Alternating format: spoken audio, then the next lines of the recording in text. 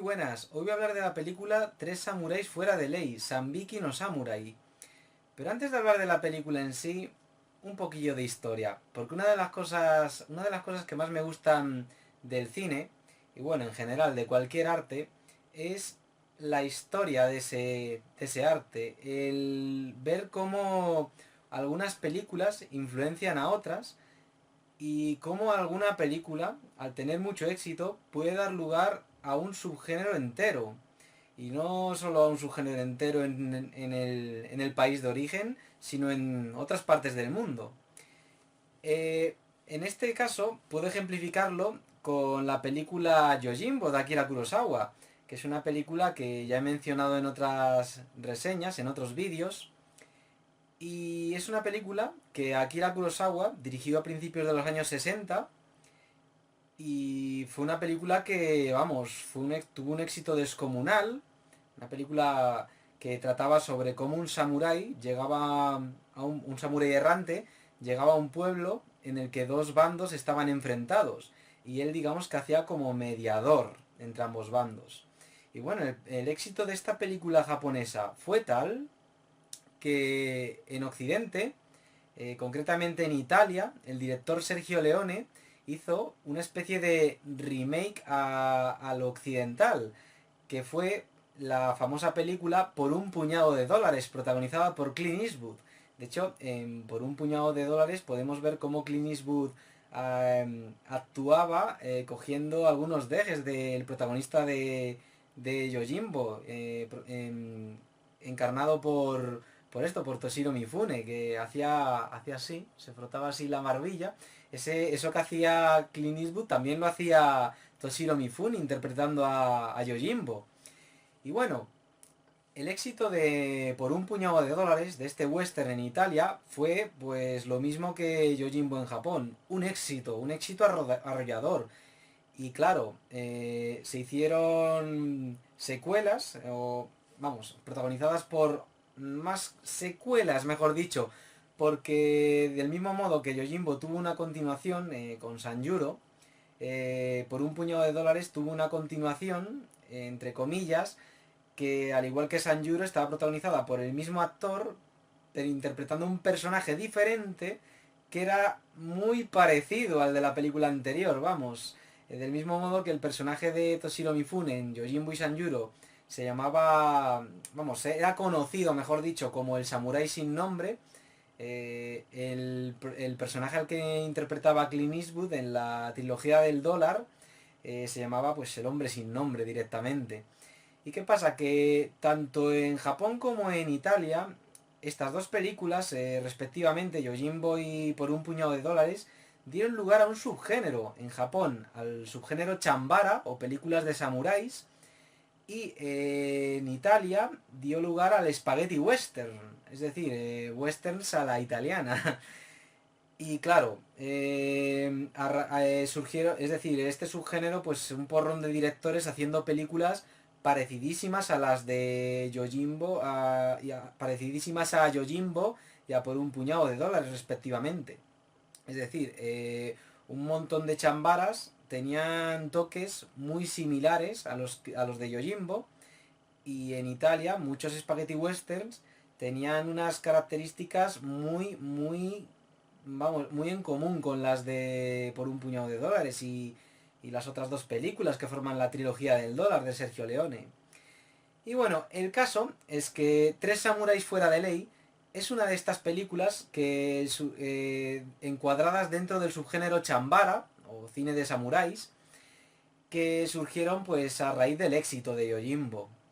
Y es una película muy parecida más que a Yojimbo, a Sanjuro, vamos, la secuela espiritual de Yojimbo, protagonizada también por Toshiro Mifune.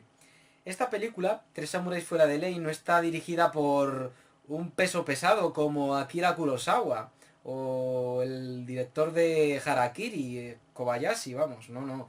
Está dirigida por un director cuyo nombre es Hideo Gosha, que no es un peso pesado como los citados Kurosawa y Kobayashi, pero aún así es un gran director e hizo grandes películas dentro del subgénero chambara durante la década de los 60 y los 70.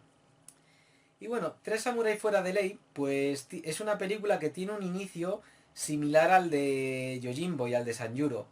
La película empieza con un samurái errante, protagonizado por el actor, vamos, encarnado por el actor Tetsuro Tamba, que no es un Toshiro Mifune, pero es un actor bastante decente, que llega a un pueblo donde no hay dos bandos enfrentados, sino más bien, bueno, sí, dos bandos enfrentados, pero no al mismo nivel. Es decir, un magistrado, un hombre ahí que gobierna, el gobernador local, por decirlo de algún modo, pues tiene al pueblo muerto de hambre. Y el pueblo lo que ha hecho es secuestrar a la hija del magistrado y tenerla como rehén en una cabaña hasta que el magistrado acepte pues vamos, lo que el pueblo pide, las peticiones del pueblo, comida, una vida más justa, porque el magistrado, vamos, un político que abusa del pueblo y les tiene ahí muertos de hambre y le da igual todo.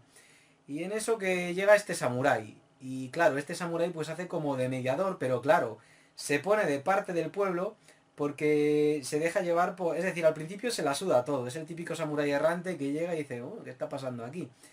Pero al final actúa dejándose llevar por la justicia. Más adelante conocemos a otros dos samuráis, que son, vamos, junto con este samurái errante, son los que dan título al film.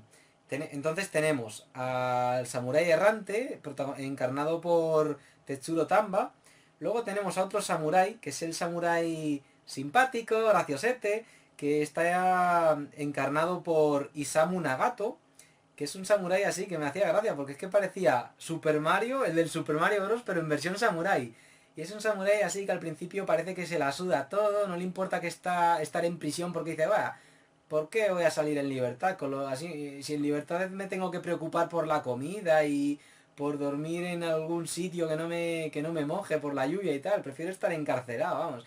Es un samurái así pasota, que se la suda todo enormemente, pero al final actúa dejándose llevar por un sentimiento de culpa. Ya veréis por qué, vamos, tampoco quiero contaros aquí media película, sino más bien la sinopsis. Y luego en tercer lugar tenemos a otro samurái, encarnado por el actor Mikijiro Hira, que curiosamente es un actor que recuerda poderosamente a Tatsuya Nakadai. Es decir, si Tetsuro Tamba recuerda en cierto modo a Toshiro Mifune, este actor, Mikijiro Hira, recuerda mucho a Tatsuya Nakadai. Por la cara, sus rasgos faciales, por sus dejes, por su forma de actuar y tal, el personaje al que encarna, porque encarna a un samurái que trabaja para el magistrado, pero no porque apoya al magistrado, sino porque le gusta comer bien, es decir, le gusta vivir bien. No porque tenga unos ideales políticos o... Es decir, no porque tenga unos ideales sólidos. Pero más adelante nos damos cuenta que es un samurái, pues, como los otros dos, que actúa fuera de la ley y que se deja llevar por el momento, por lo que le interesa en el momento. Es muy interesante, la verdad, ver estos samuráis. Y en cierto modo esta película, el ver a estos samuráis actuando así según fluyan sus sentimientos, según lo que sientan en el momento, hace ver cómo esta película, al igual que muchas otras del subgénero chambara o cine de samuráis, desmitifican la figura del samurái. Es decir, aquí no vemos al típico samurái honorable de las leyendas. Y eso es algo que me parece muy interesante. Y esta película, Tres samuráis fuera de ley, no solo desmitifica la figura del samurái, sino que también ofrece una visión muy acertada de cómo era la sociedad en el periodo Edo, de esas desigualdades sociales que había, de esas desigualdades sociales que existían, a pesar de que Japón por aquel entonces viviera en un periodo de paz, una paz hermética, porque fueron unos siglos en los que Japón hasta mediados del siglo XIX estuvo cerrado al exterior, al extranjero. Solo tenía tratos con Holanda y poco más. En general es una película muy entretenida, una película dividida en dos partes, en dos mitades. La primera mitad es aquella en la que vemos cómo los campesinos intentan negociar con el magistrado, todo con el apoyo del samurái errante, y luego en el otro bando tenemos al samurái, vamos, encarnado por Mikijiro Hira, que recuerda mucho a Tatsura Nakadai y tal, y le vemos ahí como mediando desde el otro bando, vamos. Y luego está pues el samurái, pues el graciosete, encarnado por Isamu Nagato, que está ahí, no sabe muy bien por qué bando decantarse y tal, no sabe muy bien qué hacer. Muy gracioso, muy bien, muy interesante este personaje, vamos.